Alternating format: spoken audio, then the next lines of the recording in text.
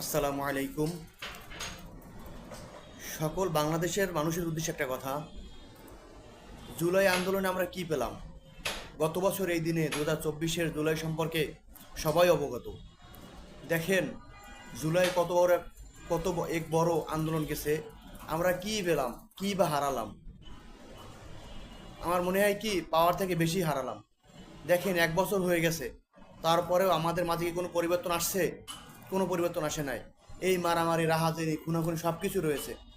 আমরা কি চেয়েছিলাম? স্বাধীন একটা বাংলাদেশ চেয়েছিলাম, যাতে করে কোনো মানুষ ভালোভাবে থাকতে পারে, অন্তত দুবেলা দুমুঠো খেয়ে বাঁচতে পারে। কই, আমরা কি পেরেছি? পারিনি। এই সাধারণত দেখেন মিটফোর্ডের ঘটনা, কি বলবেন? শুধু মিটফোর্ড না, অ্যাভেলেবেল অনেক জায়গার অনেক অনেক ঝামেলা রয়েছে, যেটা সম্পর্কে আমরা অবগত না বা অনেক অবগত। তাছাড়া আমাদের যে মিডিয়াগুলা দেখেন, মিটফোর্ডের ঘটনা 2 দিন আগের ঘটনা, কিন্তু পুরোটাই জামাতাপা দেওয়া ছিল আমার মনে হইতেছে। তারপরে বলতেছি যে মিডিয়া কি করতেছে? দালাল মিডিয়া। মিডিয়া কি আবার দালাল হয়ে গেল? যদি অনলাইন না থাকতো, সামাজিক যোগাযোগ মাধ্যম না থাকতো, কখনো এই ভিডিও ভাইরাল হতো না, কেউ জানতো না। তারপরে বলতেছি, এখনো সময় আছে, সবাই শুধরে যান, মানুষের মতো মানুষ হন। কারণ বাংলাদেশ মানুষ শান্তি চায়, সুশৃঙ্খলা চায়।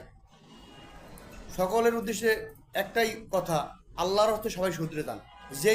যেই দল হন, যেই মত করেন, সমস্যা নাই। প্রথম মানুষ তো, মানুষ কীভাবে এত ভয়ঙ্কর হতে পারে? আমরা তো মানুষ জাতি।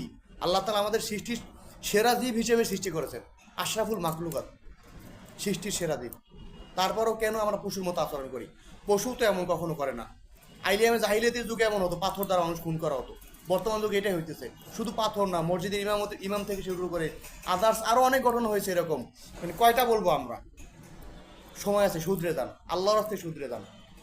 এর পরিণতি কখনো ভালো হবে না। সাময়িক ভালো, কিন্তু পরবর্তীতে কিন্তু ভালো হবে না। বাস এইটুকুই। Thank you.